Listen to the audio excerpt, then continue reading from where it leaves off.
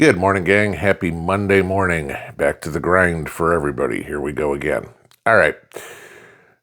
If you've been paying attention to what's going on with this wildfire down in Texas, good. If you haven't, maybe it's about time you do. One of the big things we all pay attention to, probably one of the biggest that the prepper community is concerned with, is food. Now, granted, it's the beginning of gardening season for a lot of people. Mrs. P and I were out yesterday shredding leaves, cleaning gardens, doing all that sort of stuff, continuing on with that. But meat comes into the other play, and you need the proteins. And I know people say beans, and no doubt I'm growing a bunch of beans and everything, so there's a protein source.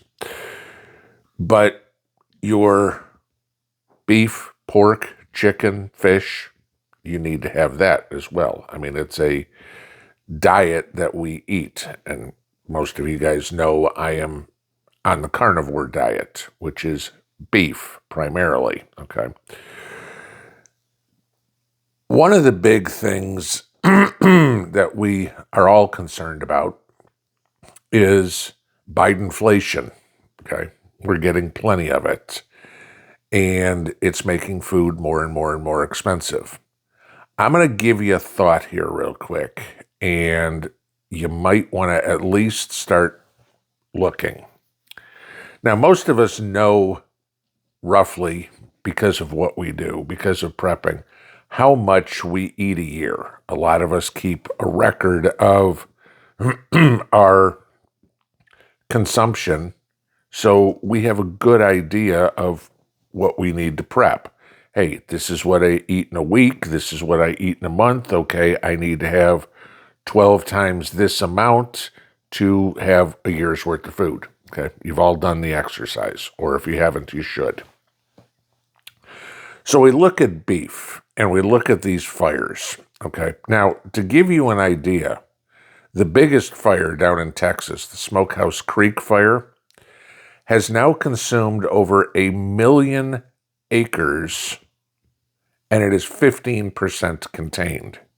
So it's going to be a while, barring any great rainstorm, until this fire is put out, and it's just going to keep consuming more and more and more and more. Now, how does that affect us? I think a lot of people will agree, a lot of beef is raised in Texas that we get, right? Cattle country. Are you aware that 85% of the cattle in Texas is in the Panhandle, okay, where these fires are going on? I mean, there's no way for them to count how many cows have already been killed from this fire, but there's plenty of stories already that cows are just out in pasture and the fire comes through and literally the cows die in an inferno, okay? Not the way I want to go, not the way I want to see a cow to go, but that's kind of what's going on. Give you this. At the beginning of the year, because of the drought, the USDA said we are going to have the smallest cattle herd since 1951. Now, because of this fire, where we stand now, they are saying we're going to have the smallest cattle herd in the United States, mind you, since 1948. Okay? So we think of it, damn near 80 years, okay? 75 years, the smallest cattle herd in 75 years in the United States. Just to give you an idea, the population of the United States in 1948 was 146 million people. We're now over 335. Our population is twice the size of what it was the last time the cattle herd was this size. So basic math tells you that there is half the cattle available per person than there was a couple of years ago. What's that going to do to prices? That's going to make prices go up. Simple rules of supply and demand. There ain't enough to feed everybody, so it's going to be more and more and more expensive to get beef. Y'all know when you go to the store and you want to buy ground beef that's now $5 a pound. I mean, hell, a few years ago we were buying it for $1 and change a pound. Okay, that was under the last president, okay, competent one. So you look at what I've suggested numerous times, buying beef on the hoof, buying a quarter cow, a half a cow, a whole cow. Now, I get the fact that that is going to be a different price for everybody, okay? Yes, I also understand that I get it freaking cheap here, okay? That when you guys have asked me about the cost of beef, my cost of my finished beef, okay, already processed, is just over $4 a pound. That's freaking cheap, okay? So I'm getting steaks cheaper than I can buy ground beef in the grocery store. Not the same everywhere. So let's just say that that's doubled. I can't think of anybody paying more than $8 a pound for finished. Not on the hoof, not hanging weight, finished, processed, wrapped, ready to throw in your freezer, okay? Even then, sure, you're going to pay more for your ground beef. Have you gone to buy steaks lately? Ribeyes, T-bones, whatever. Have you bought a brisket lately? Okay. Yeah, okay. What that'll cost you. These are all cuts of beef that you're going to get in a whole cow. In the long run, you are still saving a bunch of money. And the advantage is you have it now in the freezer. Okay. Because when prices keep going up and up and up and up and up, you're going to go, okay, good. I've still got enough to keep it loaded up. Like a lot of you, okay, like me, anytime I see something on sale in the store, I'll grab a couple more. Pork loins are on sale this week for $1.79 a pound. I got 30 pounds of it, okay. That's taking advantage because the meat will stay good in your freezer for a year or two. Perfect. If you want to can it, then it'll stay good for 5 to 10 years, okay? You can go ahead and do that. So what do I suggest? Well, if you're concerned about your cuts of meat, at least get a half a cow, okay? Because that's going to be a cow split right down the middle between the ears all the way to the tail. And you're going to get bits and pieces of everything. You get a quarter cow, okay, it's split down the middle. Horizontally, it's split down the middle. Vertically, yeah, whether you get the front quarter or the back quarter, you're going to get different cuts of meat. If you're concerned about what cut of meat you want to get at least a half a cow, okay? So yeah, it's going to cost, at least for me, depending on the size of the cow and how much you get, $1,000, give or take. And people go, I don't have $1,000, okay? There's another issue in there about putting money away. But again, many of you have talked about putting your savings, if you want to use that term, into usable goods. I would say food is a good usable good to put your savings in. But here's the thing, and this affects some people, okay? Not everybody, okay? But I know there's some people on this channel that get EBT. Ask your rancher if he takes EBT. There are some that do. Call around when you're pricing out what a cow costs. Ask them if they take EBT. All of a sudden now if you go, you know what?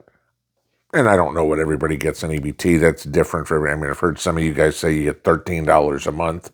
I've heard some people say they get $1,000 a month. Okay, so I know it's all over the place. But there's a way to convert that into long-term, inexpensive, or relatively compared to the grocery stores, a high-quality protein source. Okay. You know, people have asked me many times, being on this carnivore diet, is it expensive? I can't say it is, but my situation's different because I have about a cow and a quarter still left in my freezers. Okay. So I'm not having to go to the store and buy the ground beef at whatever Kroger or whatever your grocery store, Walmart, wants to pay. I've already got it, okay?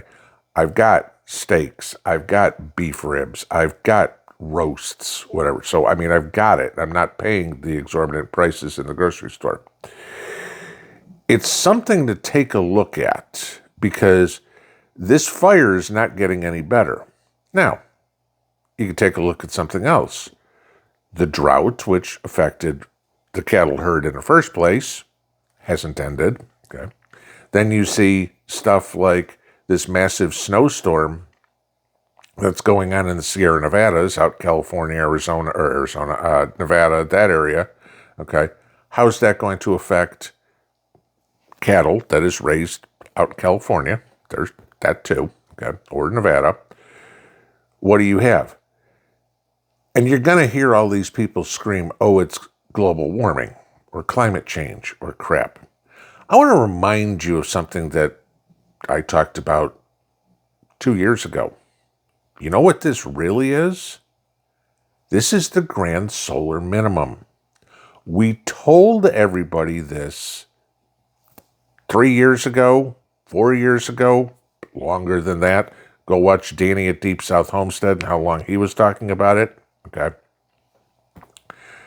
Yeah, we were going to have crazy weather, wetter winters, colder winters, hotter summers, drier summers. Gee, guess what? That's exactly what happened. It's not like we didn't know it was coming. And you and me, and anybody who's woke up, and not woke, but awakened, let's use that term, at least in the last few years has gone, you know what? Maybe these people are onto something. Maybe I should put something away. Okay? And take a look at the benefits. Go back and look at what your grocery bill was 4 years ago. Okay? And look at what your grocery bill is now. Chances are you buy relatively the similar stuff. Okay? If you're not buying cheaper stuff now because you can't afford what you bought 4 years ago. Use this as a way to get some of your costs under control. If you look around enough, and again, depending on where you are, I mean, I'm betting if you live in Manhattan, you're not going to be able to find some place to get a whole cow. All right? And again, I've said many times on my videos, take what's pertinent to you, leave the rest. Okay? If this is not pertinent, obviously you shouldn't be watching it. But take a look around. You can find cow by, or beef on the hoof. You can find pork that way. You can buy chickens that way. You can raise the chickens, again, depending on where you are. I get it, okay? Learn to fish, okay? Go get your fishing license. Even if you start catching bluegill. Bluegill are good eating, guys. I tell you this, okay? And they're fun to catch, and the kids are good at it too. And, all of a sudden you can put a lot of fish in the freezer in a weekend fishing, okay? But this is the thing. You are going to have to come up with a protein source. Don't think for a second that the socialists in Washington, i.e. the Democrat Party, care. Remember what Joe did in Maui? Nothing, okay? Do you really think Joe cares that, oh, gee, we're killing the cows? No, because cows emit methane. And hey, if this is a way we get rid of some cattle, good. Okay. Look at their actions as a whole, not the snippets and the sound bites that they want to say. Think about what their ulterior motive is. Hey, we need to get rid of CO2. We need to, the ozone layer crap again. It's like they've got a different one every decade. But if they want to get rid of cows because of cow farts, what better way than, hey, you know what? If it burns, it burns. We just get rid of cows. We're only down to the same size herd we had in 1948. I think I'm doing pretty good. Why do I want to put more resources toward it? Right? Okay. We gotta outthink them. We gotta stay one step ahead of them. And the way you can stay one step ahead of them right now is by stocking a freezer. Go look on Walmart. You can get freezers cheap. Okay.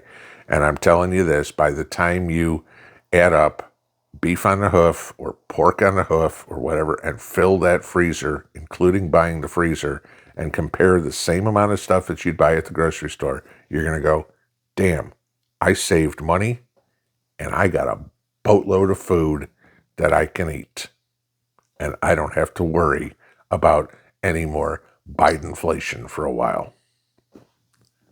Pinball out.